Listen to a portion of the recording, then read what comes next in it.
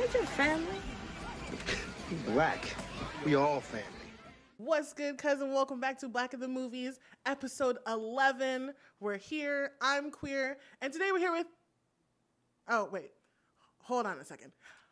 Hey! This is my cousin, everybody, Damar Davis. What's good?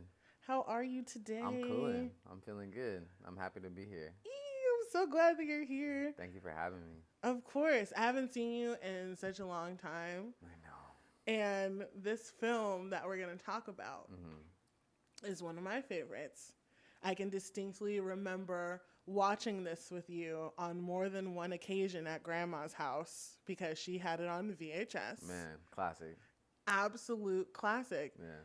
And it's so fitting because you used to play football. I did. I love sports.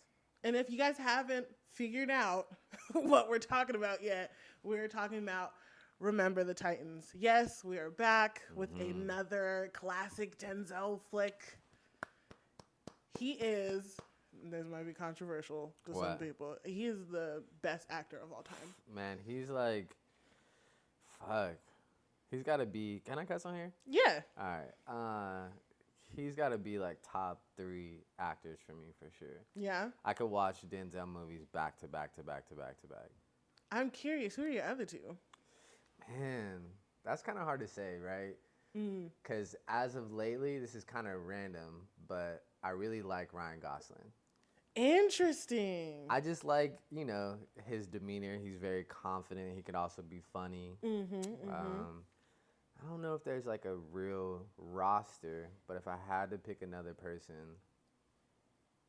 I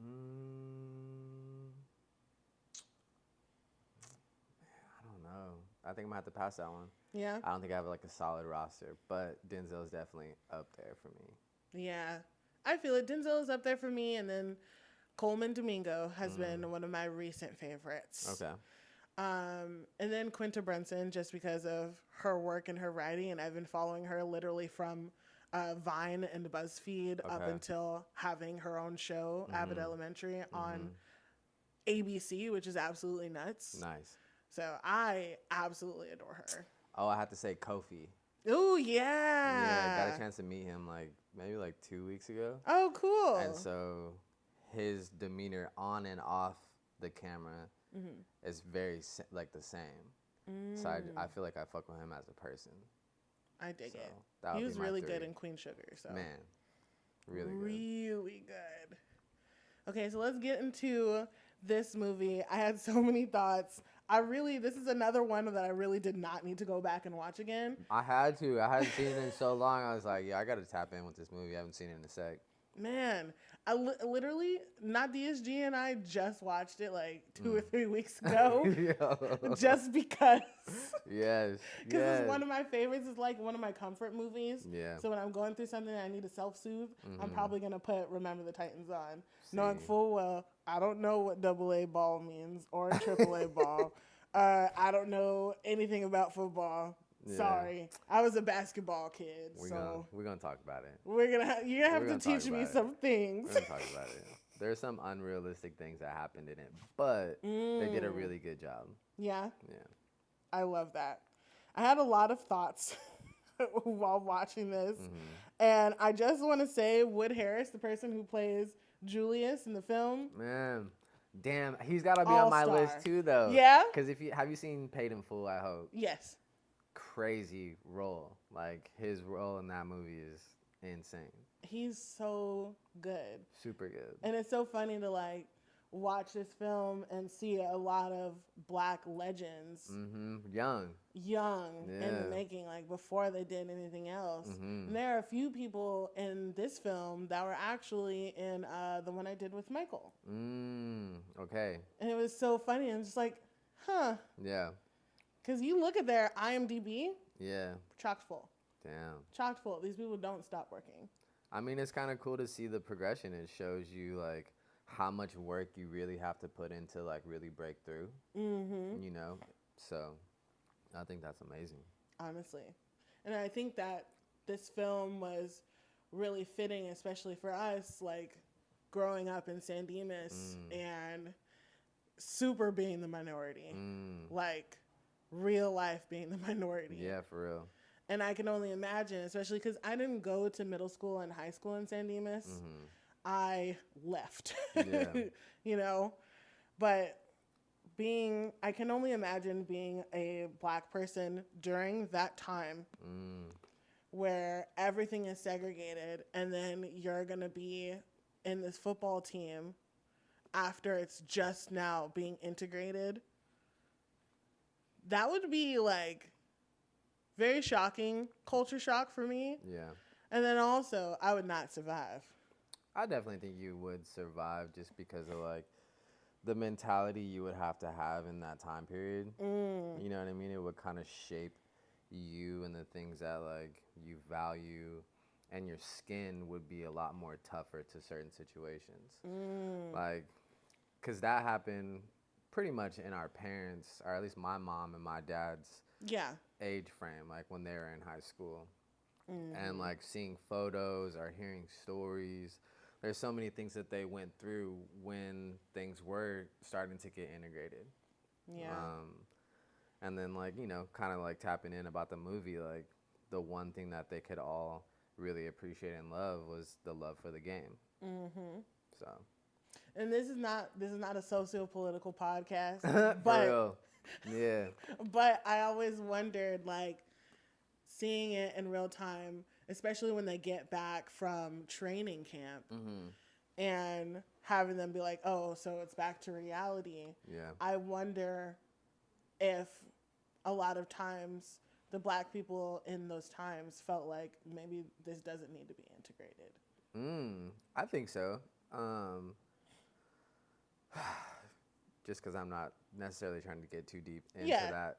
But I definitely feel like that. There's like so many people, even now to this day, that feel like, you know, if Black people in general just kind of like ran our own race, stayed in our own lane, we would have a little bit better of an opportunity to create things that other nationalities have that we don't.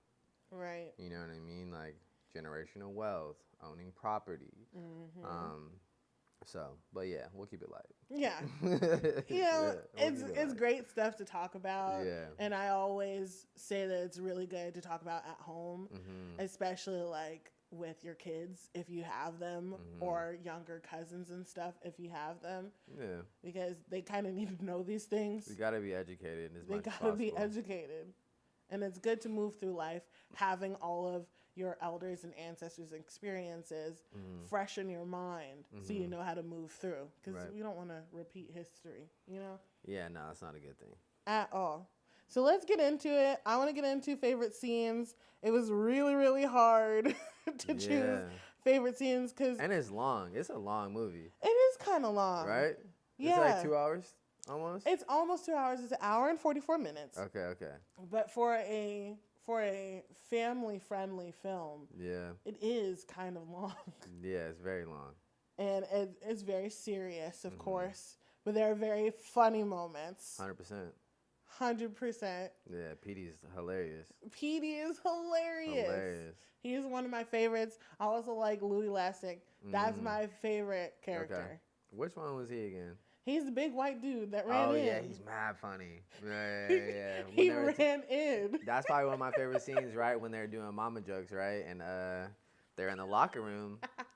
And I think it's Greg. He doesn't necessarily understand the concept of, like, talking shit or mama jokes. Yeah, Gary doesn't understand what roasting is. Right. And so the guy that you're talking about was, like, walking by, and he was like, damn, my back is hurting. You know what I mean? And he did the, like, why does your back hurt? Right. I just got done giving birth to his mama a piggyback ride. Right. And it was so good because it was like his style of a mama joke. And it fit with them meshing as like two different races and a team. Right. No. And it was so nice to see. Yeah, man. Okay. So my first one was the football's fun one. When Petey, when Coach Boone walks in, and he's got a hand up like that. It's like, what are you doing? Put your hand down. Yeah. Why are you smiling? Because I love football. Football's fun. Football's fun. Yeah. I thought that was so funny. And I wrote down that the whole conversation where Petey has his foot in his mouth is, hilarious. Oh yeah. And then the scene is genuinely funny until all the white boys come in all high and mighty. Yeah.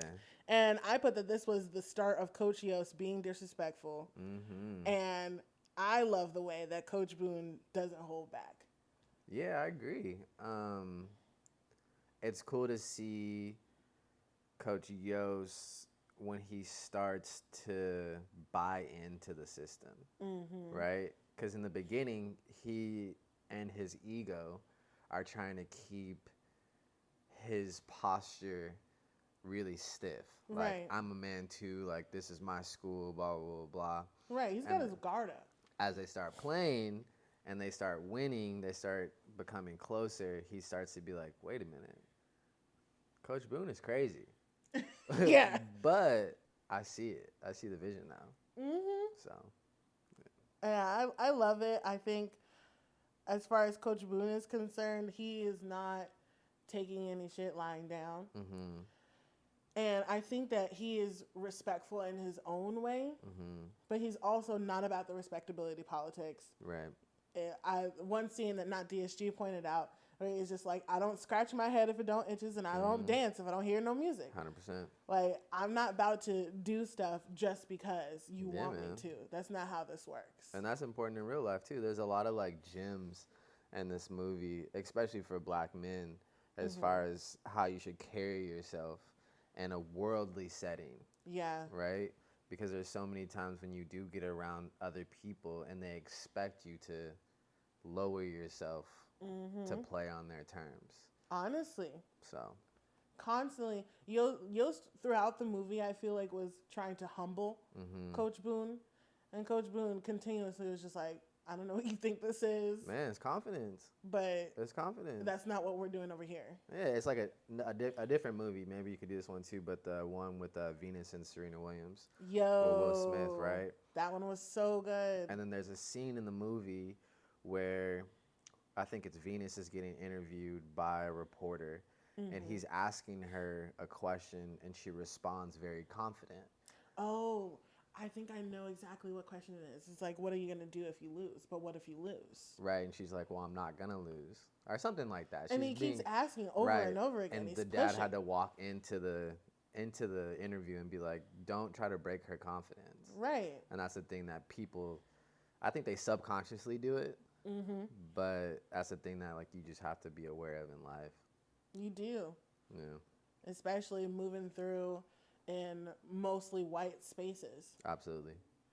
You have to always have your guard up, but still have that level of confidence because they're going to play you for a fool. Every time. Every single time. So like you can't get too cool. Yeah. With them. You gotta have really strong boundaries. And like in this movie, the boundaries, even when after they won the first game and Petey and Sunshine was trying to take them into the restaurant. Oh, yeah. And he was trying to tell him like, yo, like they don't really let us in here. And he was like, nah, come on. It's like, da-da-da-da-da. But, it's fine. Right. But if he would have stood his ground and been like, this is why, that wouldn't have happened. You know? So. Yeah. Boundaries Poor are important. Sunshine. He didn't know. He had no idea. He's from Cali. He's from California. He had no clue. Yeah, he was just it's a whole nother world. Happy to be here. Just happy to be here. Yeah. We won. Yeah. It's lit. Let's go get some food. Doing martial arts in front of the school. I'm like, bro, on lunchtime? On lunchtime. So You're extra. Tripping. Hella extra. Yeah. What's another one of your favorite scenes? Another favorite scene that I had in the movie would probably be, let me think real quick.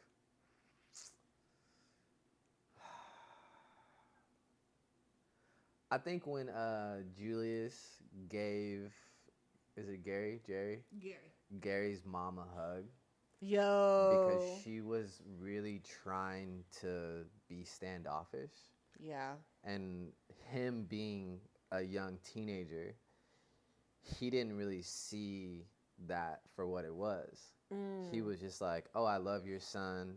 I love you, essentially. Right, you're an extension of him. And I've had that happen to me in life a couple times with, like, you know, growing up with friends that were white. And their parents would be very standoffish towards me, right?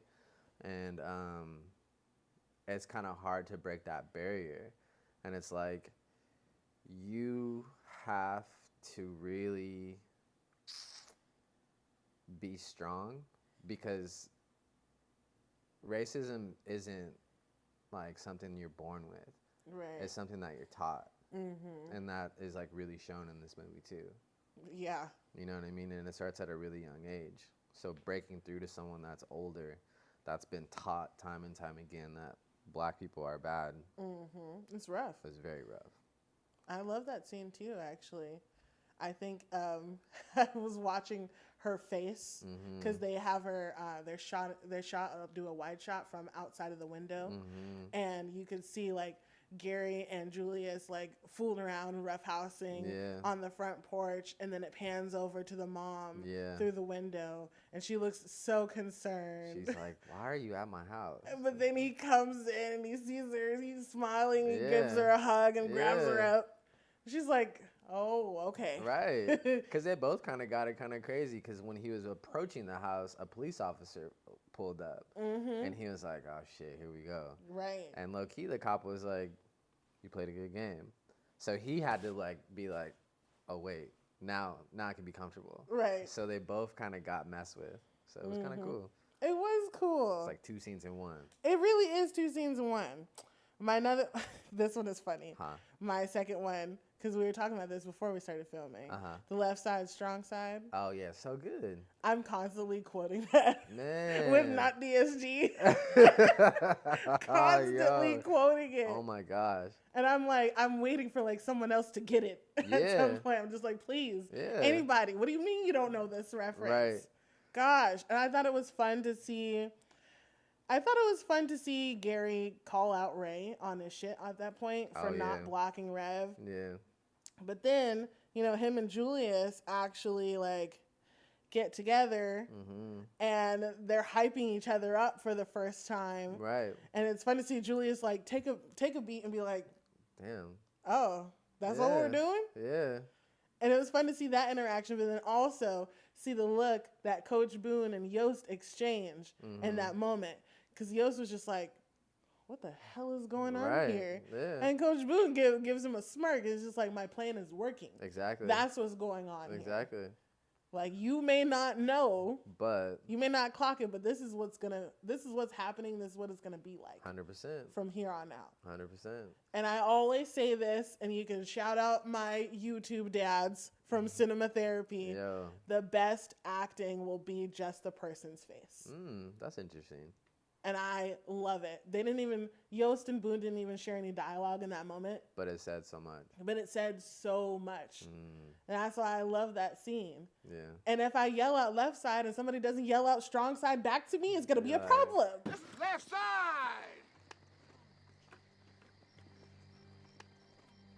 Strong side! Left side! Strong side! Okay, I mean, we could kind of like dive into more of like the sports aspect of it, but that's how like a defense works, right? So you can't really operate successfully playing defense if those 2 linebackers, or a defensive end and a linebacker, aren't on the same page. So without them actually coming together and buying into the defensive scheme, they would lose every game. And that's why it's really important for the left side and the strong side, or I could be getting the terminology incorrect, but it's important for both sides to be on the same page in order to run the scheme properly. What? Not you teaching me football stuff. That's why we're here, man. That's why we're here. This is class. Man. I hope you have your notes. Man. Yeah, man. What's another one of your favorite scenes? I guess we can just keep it more football. I like how Coach Yost realized Petey's strong sets, right? So he went into the situation being a running back, because who doesn't want to be the star running back that scores all the touchdowns? Right. But he couldn't necessarily get the job done because he kept fumbling. And so Yost was like, all right, well, you're fast. You're not necessarily afraid to hit. Well, why don't you come play safety for me? And he pretty much put him in the right position to be successful. So it goes to show you that a good coach is not going to break your spirit in a way where you don't want to perform, but he'll put you in a position to be successful. Do you think Boone learned some lessons in that moment too? Absolutely. Because, like, we could talk about, like, our grandfather, right? Like, once you are exposed to a certain way of life, like that hard, tough love, like, oh, you're gonna get a whooping, or like, you gotta do it my way type of like mentality, you really lose the grand scheme of life in trying to educate someone in being successful. Like, yes, the fastest way to get to a point is a straight line, but there's always different ways or different angles you can look at a situation to still get the job done. And regardless of what position you have to play for our team in life or in sports to win, you got to play your role. I dig it. Yeah, man. It was a really good scene. I think I remember Boone talking to him and basically saying, like, you undermined me, and saying, like, you're crippling them by being too soft with them. Yeah. But it works anyways. Yeah, it does. So I think whenever you're on a team, whether it be like a sports team or even like a dance team, you kind of have to have a coach who they might break you, but they'll build you back up. 100%.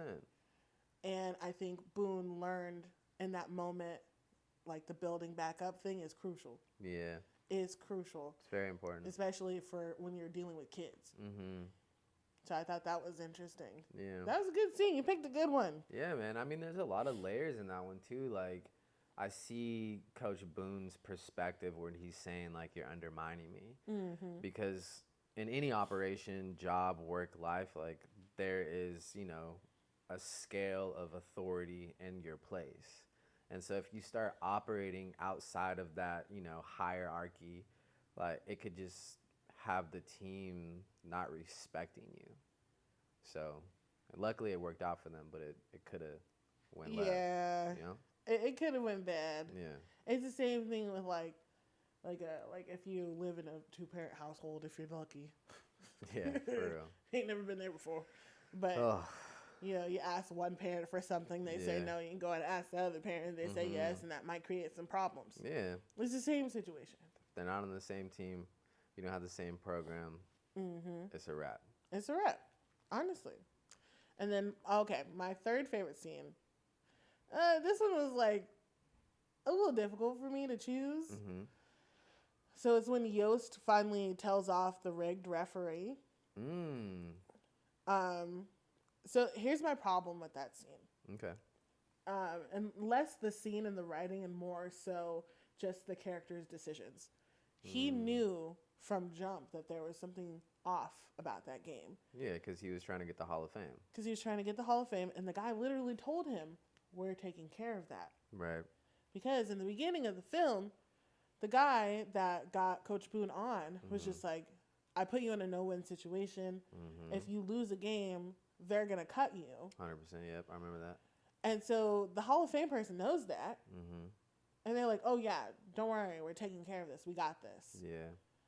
And I was happy that Yost stepped in and used his privilege as a white ally. I love that he did that. Yeah. But I also feel like you knew what this was from jump. So it took you too long to get to that place. That's just, again, that's the funny thing about ego in life and in this movie, right? Like, sometimes your ego will overpower your morals.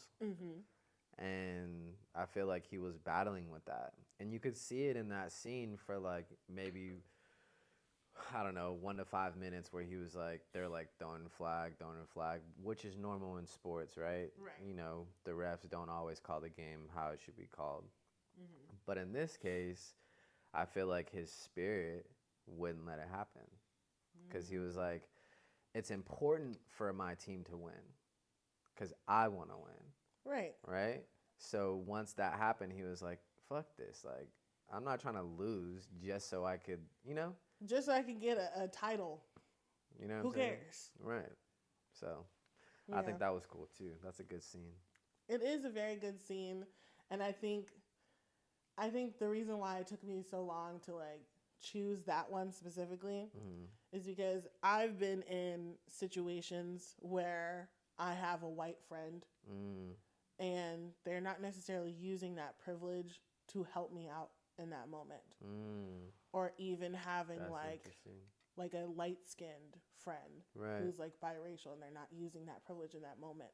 Yeah. And there are a lot of times where we as Black people, when we have these friends and we're in their normal setting that's not ours, where we'll feel uncomfortable or some things will go down, and that's when you find out whether or not that person is really your friend.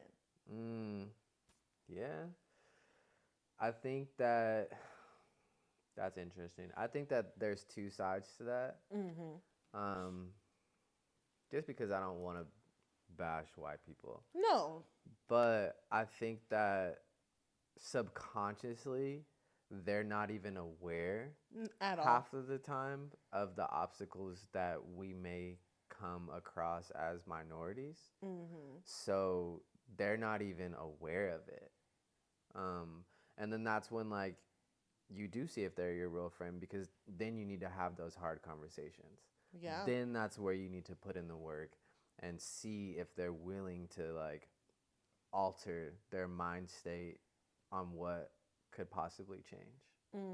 Because, I mean, let's be real, like, it'll never be perfect, right? No. But if people are willing to do the work, then we have an opportunity for at least our kids to see some sort of normalcy. Yeah, you know? Which, you know, thankfully, Yost wanted to do the work in that moment. Right.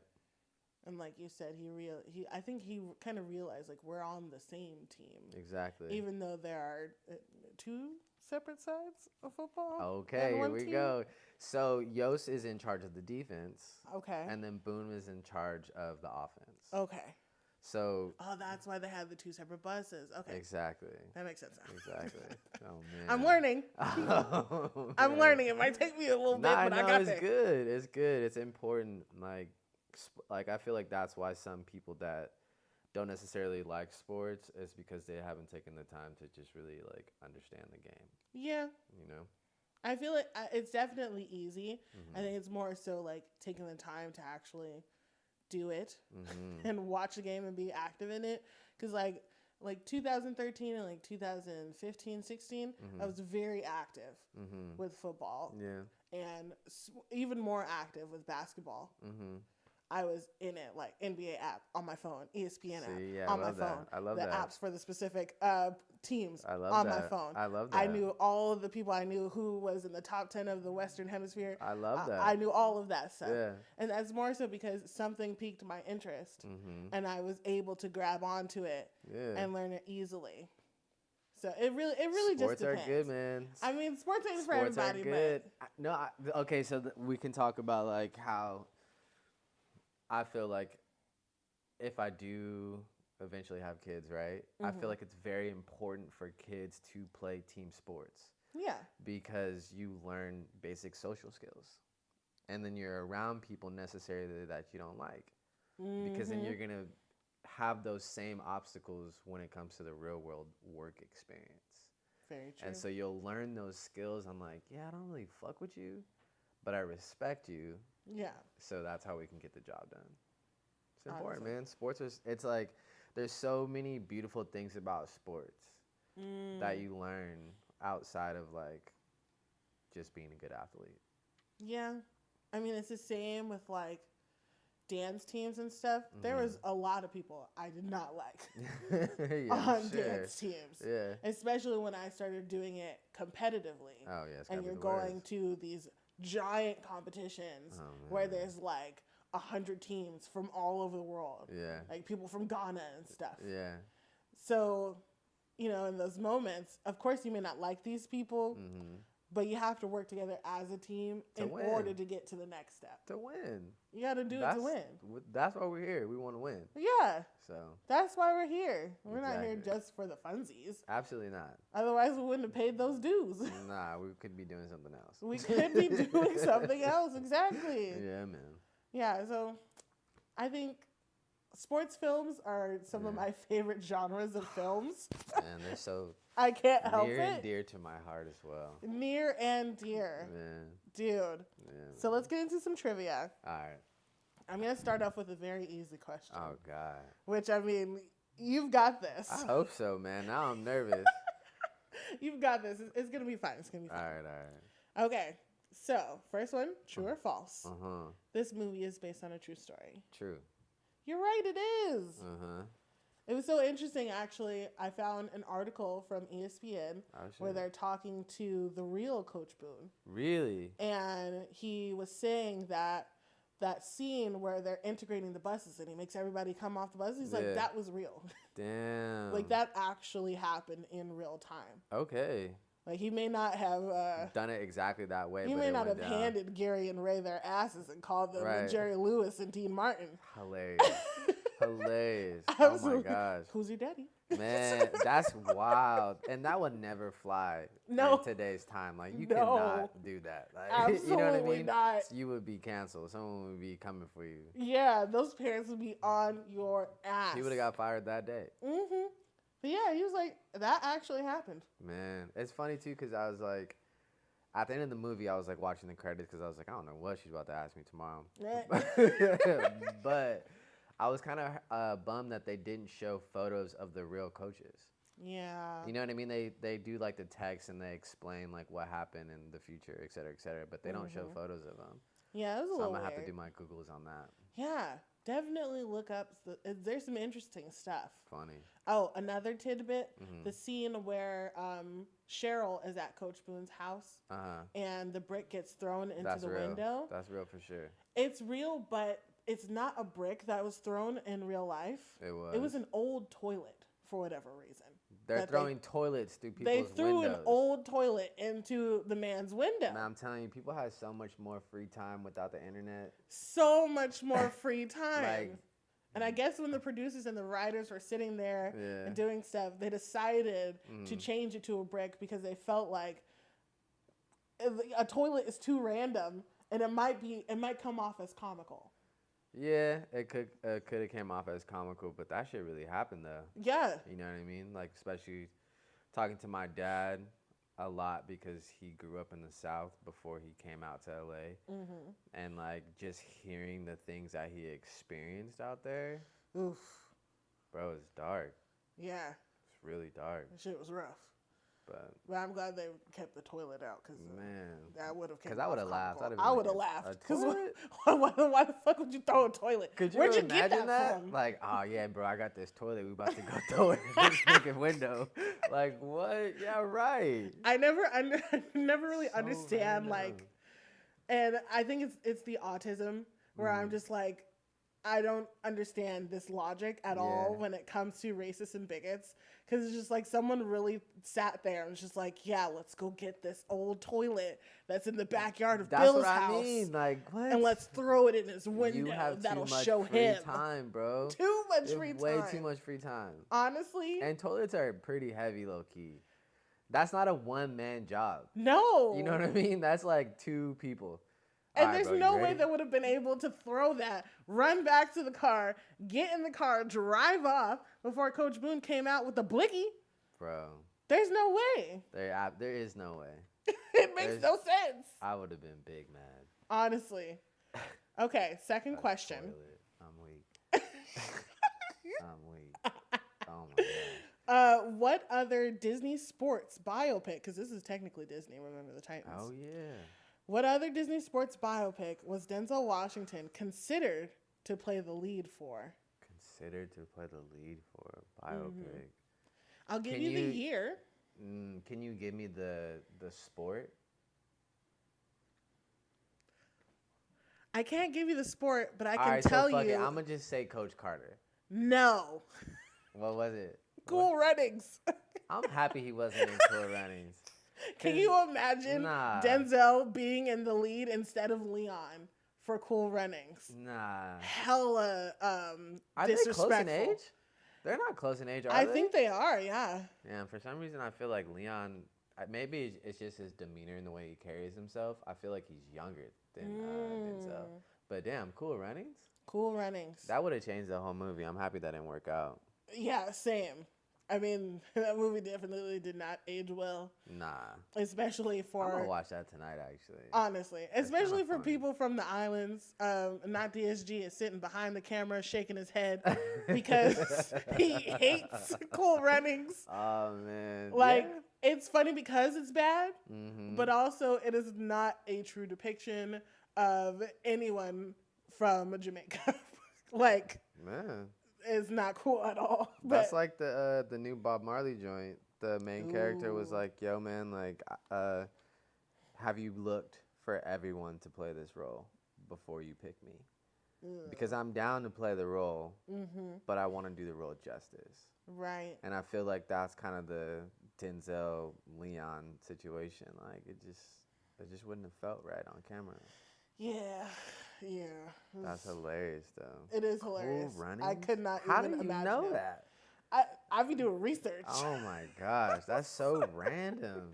It is. It is very random. I be Yeah. doing so much research. Yeah. You don't even know. Oh my And God. I've always loved movies. Yeah. I'm always a movie repeater, a la Lizzie McGuire, outfit repeater. Mm-hmm. And I would always rewatch films over and over and over again. Yeah. Because it's just like, I don't know if it was like, I think it had to do with like self-soothing as a kid and all the stuff going on with my dad's side of the family. Right. So I would just watch movies over and over again. Like, Yeah. I have a distinct memory of being in the house across the street from the church Mm-hmm. and watching Alice in Wonderland, the 1956 one, on VHS. Oh damn. And I didn't know that you could buy scripts at that time. Mm-hmm. I didn't know that there was a way to get that. Mm-hmm. So little me was just like, oh, okay, so I'm just going to watch it. I'm going to pause it. Mm-hmm. And then I'm going to write down what they're saying Oh, so I shit. can get the script. Damn. And then I could reenact it with my friends at lunch. Really? Yeah. Man, So- you're on a completely different time. I had no idea. Yeah. I've always loved movies. Yeah, I feel like that's a family thing for us, though. It definitely I feel is. like even with like our grandfather, like he loved westerns. Like it was kind of something, in a way, where we like bonded as a family, but we didn't know Yes. we were bonding. It would just be like the TV's on, we're all meeting to watch this movie, or just TV. You know what I mean? Yes. So as a family, we just like movies, lucky. And I don't know if you got this part of it, but Grandma and Mommy, even Grandma, Mommy, and Auntie Jackie and Auntie Gwen would oftentimes sit me down to watch different movies in order to learn life lessons. No, I didn't get that. Mainly because, we talked about the split family household, but I feel like during that time I was like living with my dad, not in that area. Yeah. So, That's the kind of stuff that they would do for me. I remember there was one time where our class was going on a trip to Sacramento, and I wanted to go. I went to Glen Oak Elementary School. I was like one of 2 black children Jesus. in my class. Yeah. And they're like, I don't know about that. Yeah. I don't think that's a good idea. Yeah. And I was just like, well, why isn't it a good idea? And Grandma's like, I think it's time we need to watch Ruby Bridges. That's really sick though, because she was like, I feel like although Grandma was like very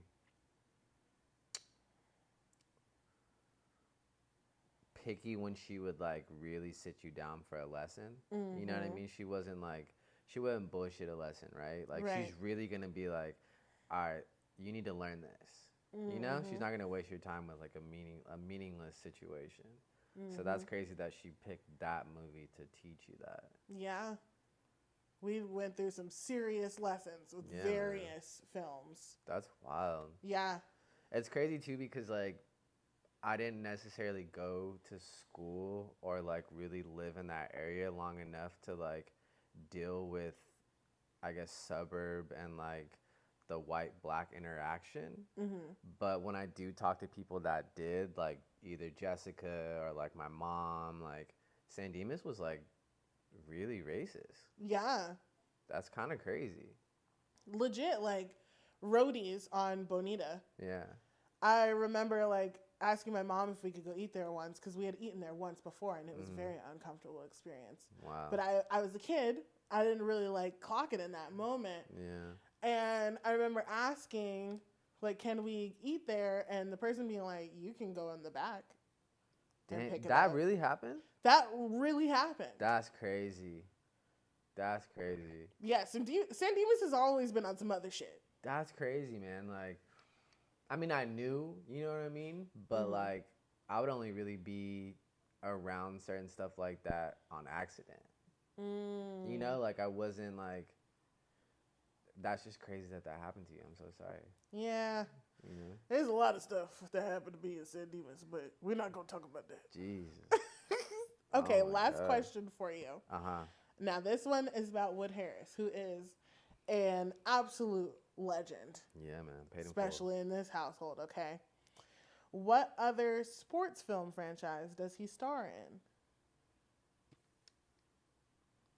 full. Above the Rim? Yes, but there's another one. That's a trick question.